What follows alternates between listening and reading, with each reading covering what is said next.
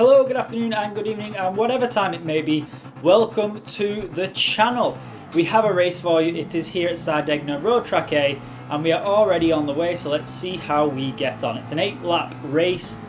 How will we do? Well, it's a little bit longer than our usual 5 laps, but we're always up for the extra challenge. Coming down into turn number 1, braking hard, out of nowhere comes the Mercedes down the inside, hits John. John almost goes off and comes straight back across the track into the side of me.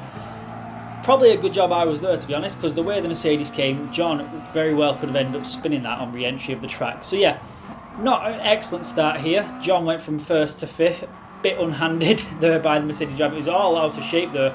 I thought John was going to go up the inside of him there, but unfortunately there wasn't enough room, and the Mercedes will keep position. John into 5th place. Coming down now into turn number 6, and out of nowhere again comes a Peugeot who just absolutely destroys John as we come through turn 6 there. Not a good start to this race whatsoever for John, but there is a long way to go. Jumping over to myself now in the Ford Mustang as we come down to turn number 9. I'm side by side with the Mercedes. Thought about maybe making him go the long way around, but like I said, there's a long way to go. I don't really want to do anything too stupid, so we're just going to keep it where it is. But Mercedes actually makes an error there, and I'm going to go past him anyway. So, you know, it's quite an easy overtake. I'll take that all day long. Into turn number 13. And again, out of nowhere, it comes that Peugeot, the one who took John out. Yeah, he takes John out, and then he takes me out, helped by the Mercedes. I go spinning out. So now my race is, I'm down into last place as well. It's not been a good start. This first lap's been absolutely horrible for both me and John, but we're back on John now as we come around turn 15 onto the home straight to end the first and most savage lap possibly going on this track so far. John now in the slipstream of the Peugeot that took us both out, and he's not going to do anything stupid, as you can see. He's just going to go around the outside, take the position through the slipstream round turn number 1, and he's now just going to sit in the slipstream of the car in 3rd place. John making moves now, looking to climb up the table once again after his very, well, to say it was a poor start, it wasn't a poor start from John, it was just a poor start from everybody else, really. But yeah, it's not been a great start for John. But like I said, he's starting to climb the table now, he's back up into 4th, and 3rd and 2nd are right there in front. So yeah, hopefully he'll be able to catch up and get a position, which he already has. He's gone through turn number 6 there, and the guy quits out. Okay, very early on in the race, hits the wall and quits out. Worth it? I'd say no, not this early in a race. To be fair, you never quit. There's no point. You may as well just get to the end and, you know, carry on racing from that. No point in quitting out. But he did, and John's going to take the position for free, and I'm pretty sure after the start, well, after the first lap, John will take a free position all day long. But yeah, John up into 3rd place now as we come through turns 10 all the way through to turn 13. Turn 13, the hardest turn on the track in my opinion. This one here, the left-hander, it's very quick, that turn, but it's super narrow, and if you get it just an inch wrong on the entry, you're going to hit the wall on the outside, and you're just going to absolutely destroy your car doing it. So you've got to be super careful, even though it's a super quick corner. But as you can see, John has managed to catch up to the guy in 2nd place in the Ferrari, I think it is. Yeah, sorry, can't quite see it. But he's in the slipstream of the Ferrari all the way down the home straight. Is he going to have enough by the end of it? It's a long straight, but the Subaru does suffer in the straights. But he's managed to use the slipstream perfectly, and he's got well and truly behind the Ferrari into turn number 2. John really looking and really pushing, looking for some more overtakes here. What will John do? Will he go for the overtake? Will he sit back and use the straight line speed of the Ferrari? The Ferrari is quicker in a straight line. It may be to John's advantage to do so, as long as the Ferrari isn't actually holding John up. That actually might be the better play here for John. It's like I said, there's a long way to go. We're on lap number 3 of 8. He may as well use the Ferrari. I mean, the guy in 1st, well, he's gone, hasn't he? The guy in 1st just absolutely disappeared. This is going to be a fight for 2nd place, if anything now. Unless the guy in 1st absolutely bins it and we can all get back into the race. If not, it's a race for 2nd and 3rd going on here.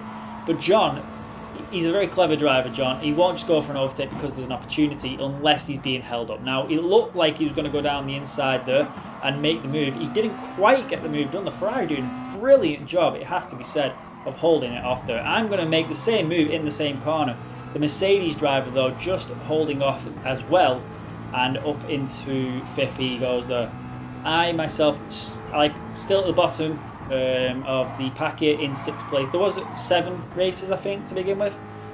Somebody quit out, so there's now 6. I'm down in the bottom because the spinner had just 1 lap earlier as well. So to catch up already, I was pretty happy. But as you can see, coming round turn number 14, both the Mercedes and the Peugeot, the 2 dirtier drivers, if you will, on the track, went very wide. I've got the outside line here. I can take as much speed as I want around here. The Peugeot can't, but he's not going to lift. He's going to go into the side of me.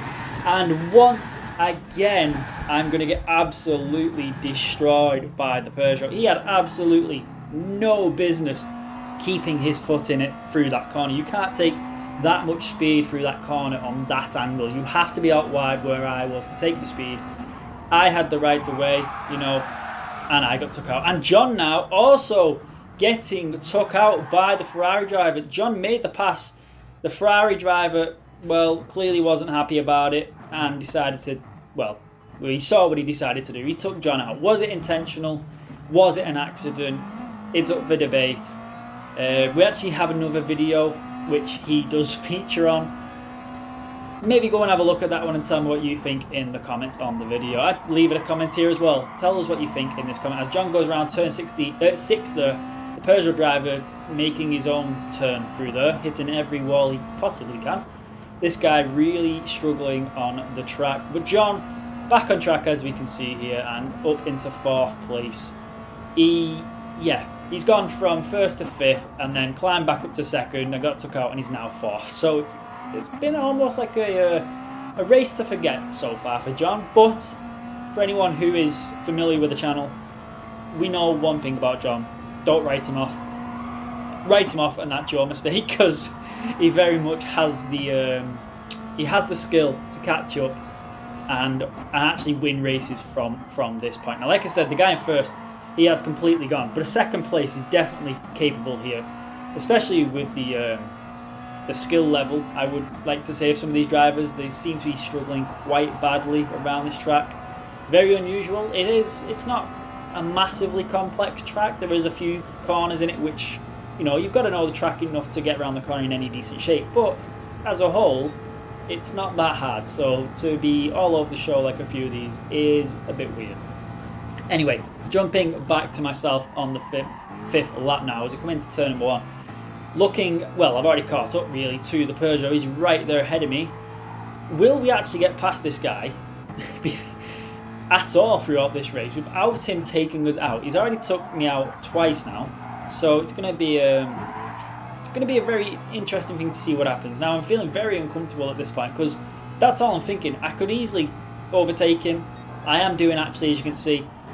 What will his reaction be? Now I'm braking hard there into turn 6. I went purple there on lap 5, which means I'm actually setting the fastest sector of the race and, well, fastest time of that sector in this race so far.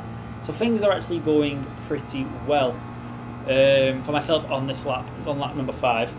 But I do have the Peugeot behind us, who has shown he is not afraid to kill anybody, it would appear. So I've kind of got that looming in the back of my mind. But as you can see, we're already catching up to the little pack ahead. 4th and 3rd there. 4th being the Mercedes. That also wasn't exactly the cleanest, but not as bad as the Peugeot. So let's see what we can do as we come down into turn number 14. Crucial turn this. Get this absolutely perfect and you'll be flying. The Mercedes gone. He's gone. He spun it. He messed that up. We're now in 4th, in the tow of the Ferrari in 3rd place.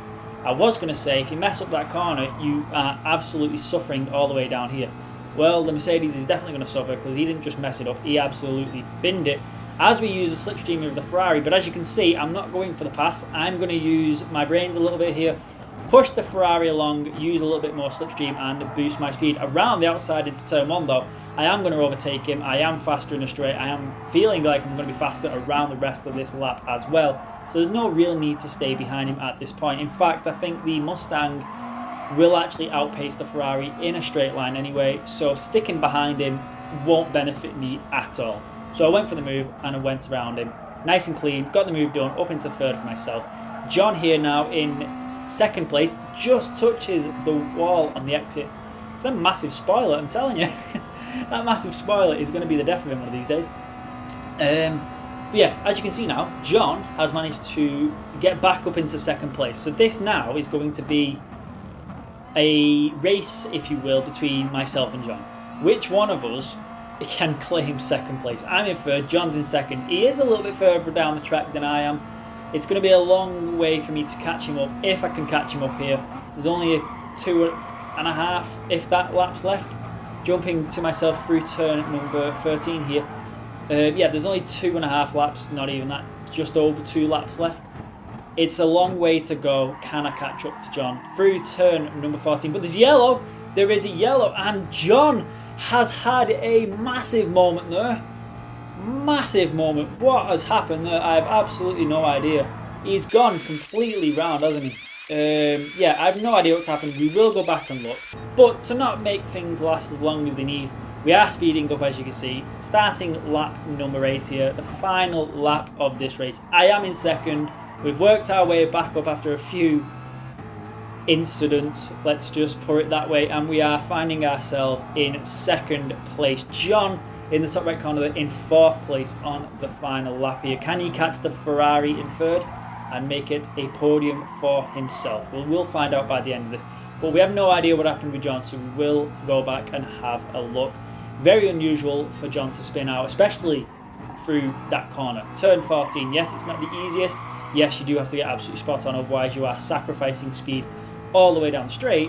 It's very unusual for John to actually spin it when there's no one around him, so it's going to be interesting to see what went on there. But as we said, we are on the final lap, so let's just get this over with, if we will, as we are coming down now to turn number 9. One of the hairpins here, I run a smidge wider than I probably would have normally liked, but we are in second. There is a big gap between second and third, so I'm not really worried too much about losing this. I mean, John's had an off come into turn 14. There's a very good chance I can as well.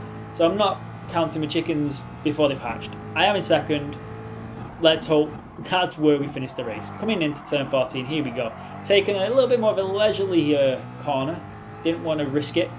Round we go. Nothing wrong with that at all. Down we come now to turn 15. This big kink onto the home straight. We are going to come across across line in second place. That's a good victory for me, if you will. Not victory, we're in second, but it's a good way to finish because of the spins that I did have. John coming across the line now in 4th place. It's been a race to forget, I think, for John. He fought his way back up several times and then for something to happen. But what did happen? What did happen? Let's have a look here. We've come through turn 13, coming down to turn 14 here. He's hard on the brakes. He knows this corner. He gets nice and close. Out he goes. Runs it wide, and as he comes past it, I think what's happened there, and I said it before, I said it about his spoiler actually, but I think what's happened there, that looked like it was his right rear wheel arch. Let's just have a look. We're going to zoom in and go slow here as we come around. That it was his right rear wheel arch, and that cost him majorly. Well, I didn't see that coming. But anyway, that's all we've got time for, so I hope you enjoyed the video, and until next time, see ya.